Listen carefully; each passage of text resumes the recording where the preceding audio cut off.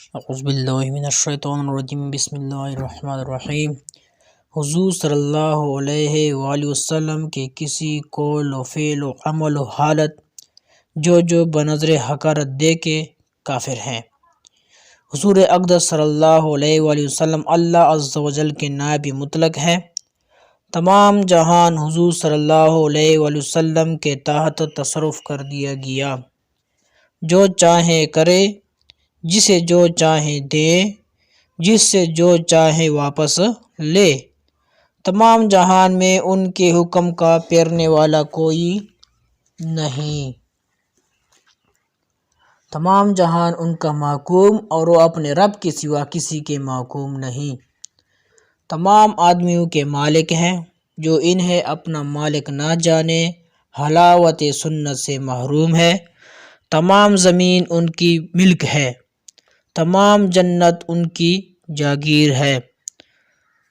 ملک السماوات والارض، حضور صلی اللہ علیہ وآلہ وسلم کے زیر فرمان جنت و نار کی کنجیاں دست اقدس میں دے دی گئی۔ رزق و خیر اور ہر قسم کی عطائیں حضور صلی اللہ علیہ وآلہ وسلم ہی کے دربار سے تقسیم ہوتی ہے۔ دنیا و آخرت حضور صلی اللہ علیہ وآلہ وسلم کی عطا کا ایک حصہ ہے۔ احکام تشریعیہ حضور صلی اللہ علیہ وآلہ وسلم کے قبضہ میں کر دیے گئے کہ جس پر جو چاہے حرام فرما دے، اور جس کے لیے جو چاہے حلال کر دے، اور جو فرض چاہے معاف فرما دے۔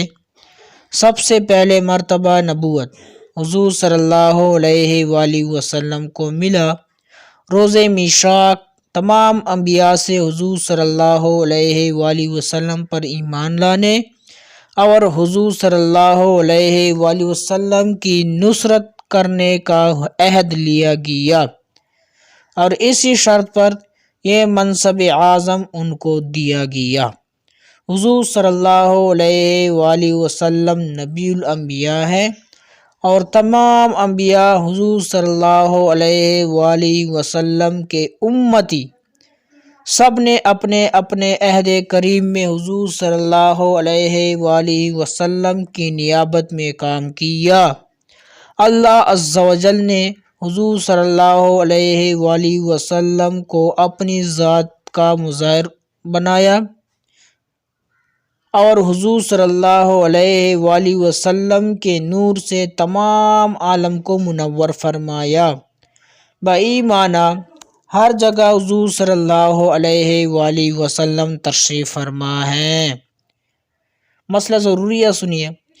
انبیاء کرام علیہم الصلاۃ والسلام سے جو لغزش واقعہ ہوئی، ان کا ذکر تلاوت قرآن و روایت حدیث کی سوا حرام اور سخت حرام ہے۔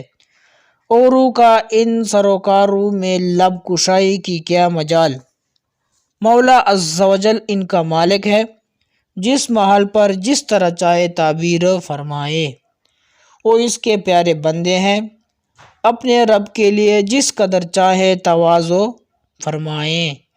دوسرا ان کلمات کو سند نہیں بنا سکتا، اور خود ان کا اطلاق کرے گا تو مردود برگاہ ہوگا۔ پھر ان کے یہ افعال جن کو لذت و لغزش سے تعبیر کیا جائے، ہزارہ